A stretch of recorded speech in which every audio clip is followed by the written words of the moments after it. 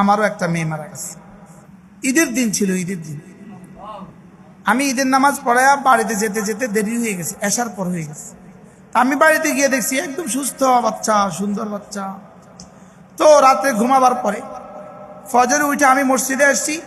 মসজিদে গিয়ে ঘরে গেছি, আর বিবি বলতেছে ও মরে গেছে, নাই, বাচ্চাটা নাই। আমি সোজা মসজিদে আসছি, আইসা আমার কাছে রিয়াদুস সালেহিন ছিল, রিয়াদুস সালেহিনটা খুলছি, দেখি মেয়ে বাচ্চা মারা গেলে আল্লাহ কি দিবে। আমি এটা খুলছি, একটা বাপ পেয়ে গেছি, বাবুন মান মাতা লাহুল ওয়ালাদ।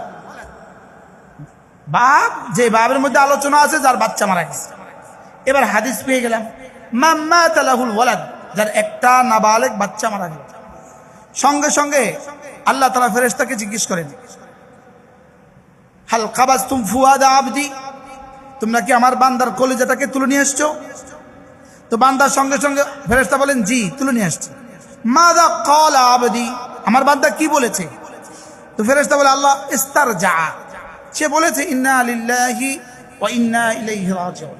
আর কি বলেছে? ওয়া হামিদাল্লাহ, এবং আলহামদুলিল্লাহ বলেছে।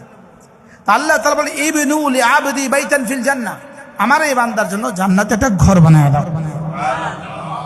ওয়া সাম্মু লাহু বাইতুল হামদ, ওয়া সাম্মু লাহু বাইতুল হামদ, ওই ঘরের নাম দিয়ে দাও বাইতুল হামদ।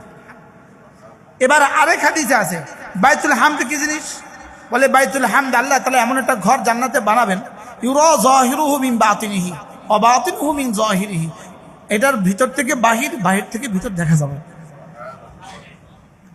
আল্লামা ইবনুল কাইয়িম আল জাওজিয়া আলাইহির রাহমান তার বিখ্যাত কিতাব আল ওয়াবিলুস সাইয়্যিব ফিল কালিমিত তাইয়্যিবের মধ্যে লিখছেন এই কথাটা এভাবে, উম্মালুল আখিরা কিসমান, আখিরাতের জন্য যারা কাজ করবে তারা দুই প্রকার।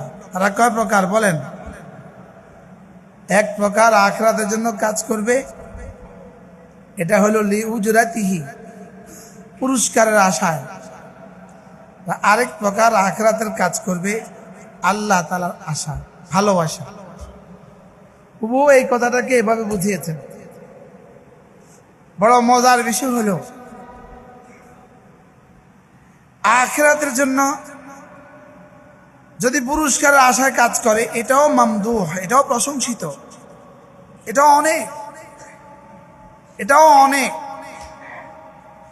লেকিন যদি শুধু আল্লাহকে পাবার আশায় কাজ করে, তো পুরস্কার তো মিলবে, বাকি আল্লাহ তাআলাও মিলে যাবে। হুজুর এই কথাটাকে বুঝিয়েছেন।